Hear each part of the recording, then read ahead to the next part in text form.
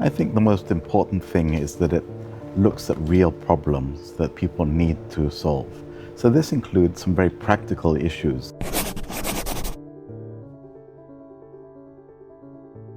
Well, one of the things that APEC really looks at is not harmonization. Everybody has their own way of doing things. We have our specific cultural context, our own specific political systems.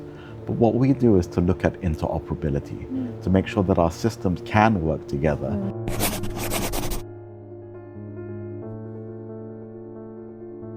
Well, APEC looks at things in a very practical way. It's not only about high-level statements or declarations. We also have thousands of practical projects. Shenzhen is a great example of what people can learn from this initiative. But there are many other examples that we look at, but specifically with Shenzhen, because the focus of APEC, of the world, will be here in November when APEC leaders meet. We'll really have the ability to see what's happening in Shenzhen and learn from those experiences. Ahead of the APEC China 2026 Tech for People Nanshan Day event, Eduardo Pedrosa, Executive Director of the APEC Secretariat, engaged in a sit-down interview with Shenzhen Daily in Shenzhen on May 5th. During the interview, he shared his views on how the event's theme, Tech for People, resonates with the mission of APEC as a regional cooperation platform. So, for example, finance.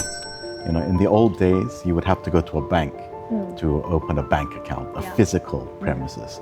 But today you can do all of this online.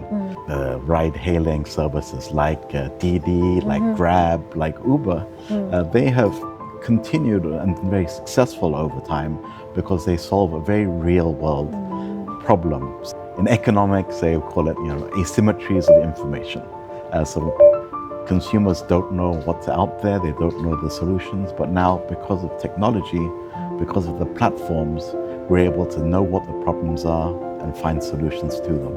I think one of the things that we learned, for example, during the COVID-19 pandemic, is a lot of companies don't have that full visibility in their supply chains.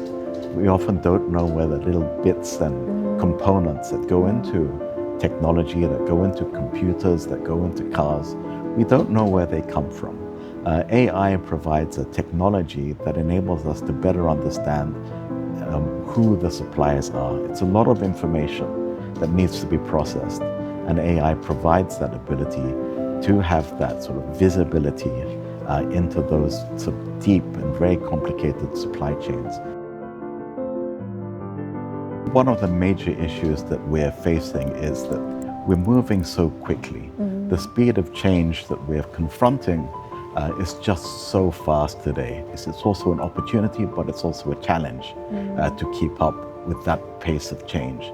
But these initiatives are global, but sometimes the cooperation is lacking, and sometimes they can't talk to each other. They're not interoperable. So that remains something we really have to work on. And that's why organizations like APEC are very important because they provide a platform for that conversation on interoperability. Innovation hubs such as Shenzhen and Nanshan have developed strong ecosystems. And what elements of this ecosystem do you think are most relevant to other economies in Asia Pacific? Well, one of the things that we have in APEC is a strong focus on connectivity.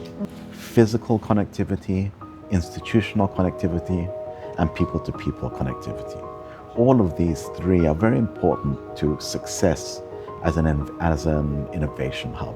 So if we think about physical connectivity, it's the ability to really have that infrastructure, whether it's internet access, but also ports and so on.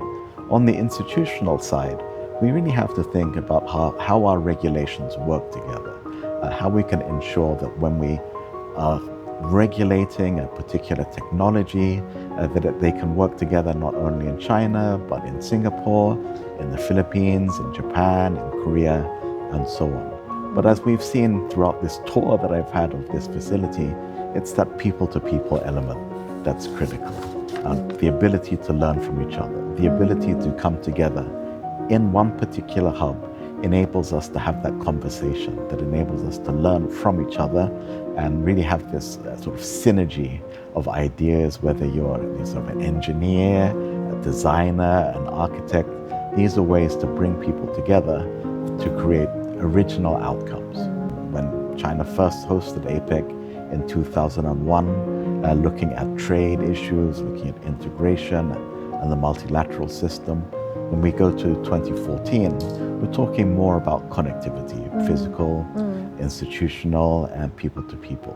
Now we're looking more at innovation, technology, and how do we see the future. It's very much a part of APEC's vision. We talk about the Putrajaya vision of open, inclusive, resilient, but the emphasis that we have is that these aren't ends in themselves, but this is for the prosperity of everyone and for future generations.